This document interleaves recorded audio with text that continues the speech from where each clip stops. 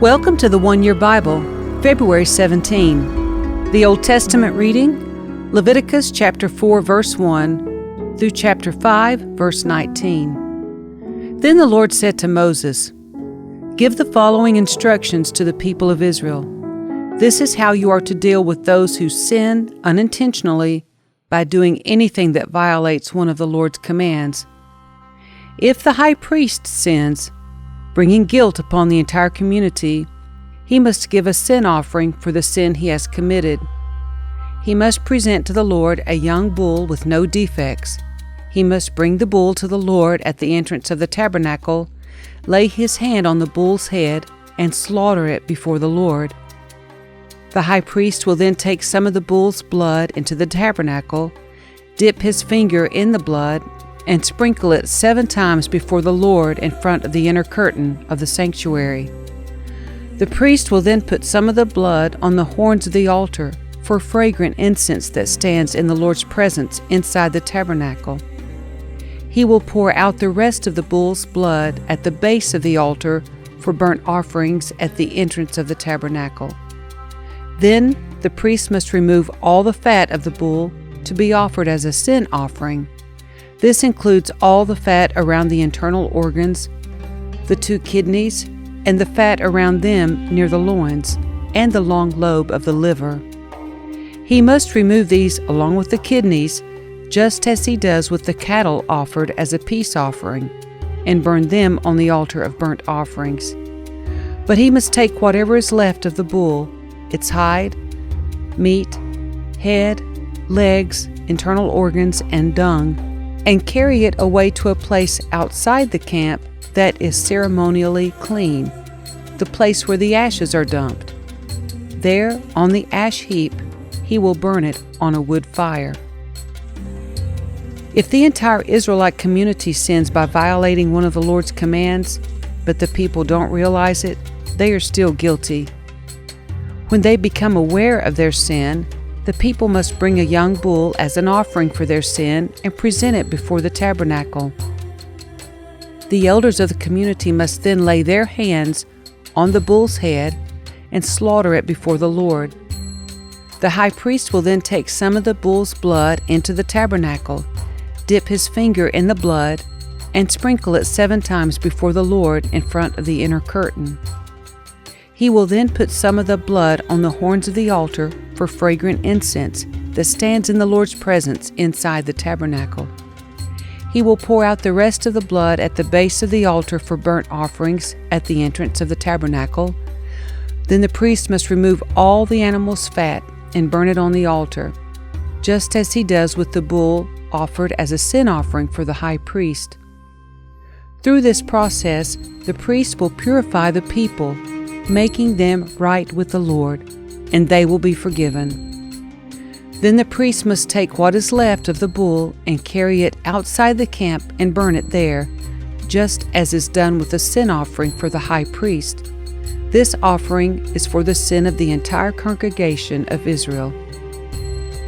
If one of Israel's leaders sins by violating one of the commands of the Lord his God but doesn't realize it, he is still guilty. When he becomes aware of his sin, he must bring as his offering a male goat with no defects. He must lay his hand on the goat's head and slaughter it at the place where burnt offerings are slaughtered before the Lord. This is an offering for his sin. Then the priest will dip his finger in the blood of the sin offering and put it on the horns of the altar for burnt offerings. He will pour out the rest of the blood at the base of the altar. Then he must burn all the goat's fat on the altar, just as he does with the peace offering. Through this process, the priest will purify the leader from his sin, making him right with the Lord, and he will be forgiven. If any of the common people sin by violating one of the Lord's commands, but they don't realize it, they are still guilty. When they become aware of their sin, they must bring as an offering for their sin a female goat with no defects.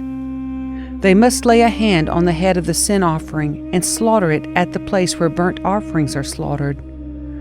Then the priest will dip his finger in the blood and put it on the horns of the altar for burnt offerings. He will pour out the rest of the blood at the base of the altar. Then he must remove all the goat's fat, just as he does with the fat of the peace offering. He will burn the fat on the altar, and it will be a pleasing aroma to the Lord. Through this process, the priest will purify the people, making them right with the Lord, and they will be forgiven. If the people bring a sheep as their sin offering, it must be a female with no defects. They must lay a hand on the head of the sin offering and slaughter it at the place where burnt offerings are slaughtered. Then the priest will dip his finger in the blood of the sin offering and put it on the horns of the altar for burnt offerings. He will pour out the rest of the blood at the base of the altar. Then he must remove all the sheep's fat, just as he does with the fat of a sheep presented as a peace offering. He will burn the fat on the altar on top of the special gifts presented to the Lord. Through this process, the priest will purify the people from their sin, making them right with the Lord, and they will be forgiven. If you are called to testify about something you have seen or that you know about, it is sinful to refuse to testify, and you will be punished for your sin. Or suppose you unknowingly touch something that is ceremonially unclean, such as the carcass of an unclean animal. When you realize what you have done, you must admit your defilement and your guilt. This is true whether it is a wild animal, a domestic animal, or an animal that scurries along the ground. Or suppose you unknowingly touch something that makes a person unclean. When you realize what you have done, you must admit your guilt. Or suppose you make a foolish vow of any kind, whether its purpose is for good or for bad. When you realize its foolishness, you must admit your guilt. When you become aware of your guilt in any of these ways, you must confess your sin. Then you must bring to the Lord, as the penalty for your sin, a female from the flock, either a sheep or a goat. This is a sin offering with which the priest will purify you from your sin, making you right with the Lord. But if you cannot afford to bring a sheep, you may bring to the Lord 2 turtle doves or 2 young pigeons as the penalty for your sin. One of the birds will be for a sin offering, and the other for a burnt offering. You must bring them to the priest, who will present the first bird as the sin offering. He will wring its neck, but without severing its head from the body. Then he will sprinkle some of the blood of the sin offering against the sides of the altar, and the rest of the blood will be drained out at the base of the altar. This is an offering for sin. The priest will then prepare the second bird as a burnt offering, following all the procedures that have been prescribed. Through this process, the priest will purify you from your sin, making you right with the Lord, and you will be forgiven. If you cannot afford to bring 2 turtle doves or 2 young pigeons, you may bring 2 quarts of choice flour for your sin offering. Since it is an offering for sin, you must not moisten it with olive oil or put any frankincense on it. Take the flour to the priest, who will scoop out a handful as a representative portion. He will burn it on the altar on top of the special gifts presented to the Lord. It is an offering for sin. Through this process, the priest will purify those who are guilty of any of these sins, making them right with the Lord, and they will be forgiven. The rest of the flour will belong to the priest, just as with the grain offering. Then the Lord said to Moses, "If one of you commits a sin by unintentionally defiling the Lord's sacred property, you must bring a guilt offering to the Lord. The offering must be your own ram with no defects, or you may buy one of equal value with silver, as measured by the weight of the sanctuary shekel. You must make restitution for the sacred property you have harmed by paying for the loss, plus an additional 20%. When you give the payment to the priest, he will purify you with the ram sacrificed as a guilt offering, making you right with the Lord, and you will be forgiven. Suppose you sin by violating one of the Lord's commands. Even if you are unaware of what you have done, you are guilty and will be punished for your sin. For a guilt offering, you must bring to the priest your own ram with no defects, or you may buy one of equal value. Through this process, the priest will purify you from your unintentional sin, making you right with the Lord, and you will be forgiven.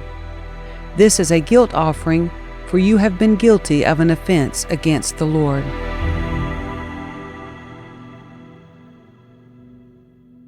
The New Testament reading, Mark chapter 2, verse 13 through chapter 3, verse 6. Then Jesus went out to the lake shore again and taught the crowds that were coming to him. As he walked along, he saw Levi, son of Alphaeus, sitting at his tax collector's booth. "Follow me and be my disciple," Jesus said to him. So Levi got up and followed him. Later, Levi invited Jesus and his disciples to his home as dinner guests, along with many tax collectors and other disreputable sinners. There were many people of this kind among Jesus' followers. But when the teachers of religious law, who were Pharisees, saw him eating with tax collectors and other sinners, they asked his disciples, "Why does he eat with such scum?" When Jesus heard this, he told them, "Healthy people don't need a doctor, sick people do. I have come to call not those who think they are righteous, but those who know they are sinners." Once when John's disciples and the Pharisees were fasting, some people came to Jesus and asked, "Why don't your disciples fast like John's disciples and the Pharisees do?" Jesus replied, "Do wedding guests fast while celebrating with the groom? Of course not. They can't fast while the groom is with them. But someday the groom will be taken away from them, and then they will fast. Besides, who would patch old clothing with new cloth? For the new patch would shrink and rip away from the old cloth, leaving an even bigger tear than before. And no one puts new wine into old wineskins, for the wine would burst the wineskins, and the wine and the skins would both be lost. New wine calls for new wineskins." One Sabbath day, as Jesus was walking through some grain fields, his disciples began breaking off heads of grain to eat. But the Pharisees said to Jesus, "Look, while they are breaking the law by harvesting grain on the Sabbath." Jesus said to them, "Haven't you ever read in the Scriptures what David did when he and his companions were hungry? He went into the house of God during the days when Abiathar was high priest, and broke the law by eating the sacred loaves of bread that only the priests are allowed to eat. He also gave some to his companions." Then Jesus said to them, "The Sabbath was made to meet the needs of people, and not people to meet the requirements of the Sabbath. So the Son of Man is Lord, even over the Sabbath." Jesus went into the synagogue again and noticed a man with a deformed hand. Since it was the Sabbath, Jesus' enemies watched him closely. If he healed the man's hand, they planned to accuse him of working on the Sabbath. Jesus said to the man with the deformed hand, "Come and stand in front of everyone." Then he turned to his critics and asked, "Does the law permit good deeds on the Sabbath, or is it a day for doing evil? Is this a day to save life, or to destroy it?" But they wouldn't answer him. He looked around at them angrily and was deeply saddened by their hard hearts. Then he said to the man, "Hold out your hand." So the man held out his hand, and it was restored. At once the Pharisees went away and met with the supporters of Herod to plot how to kill Jesus.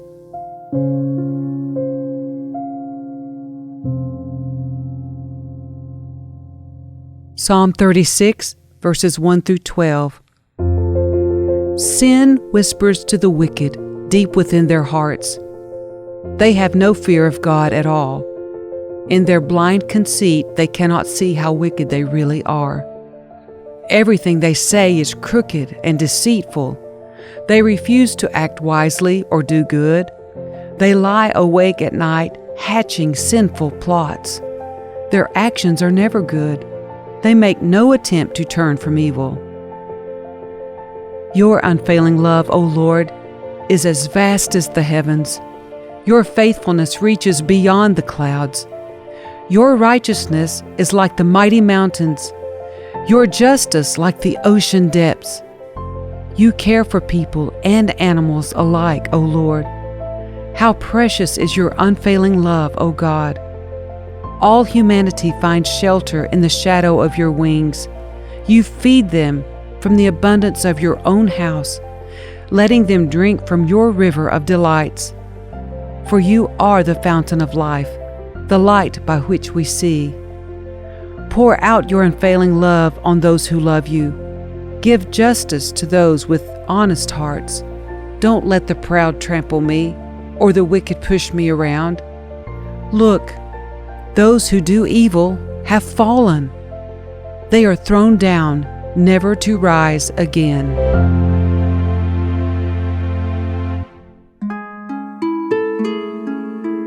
Proverbs 10, verses 1 through 2. The Proverbs of Solomon. A wise child brings joy to a father. A foolish child brings grief to a mother. Tainted wealth has no lasting value, but right living can save your life.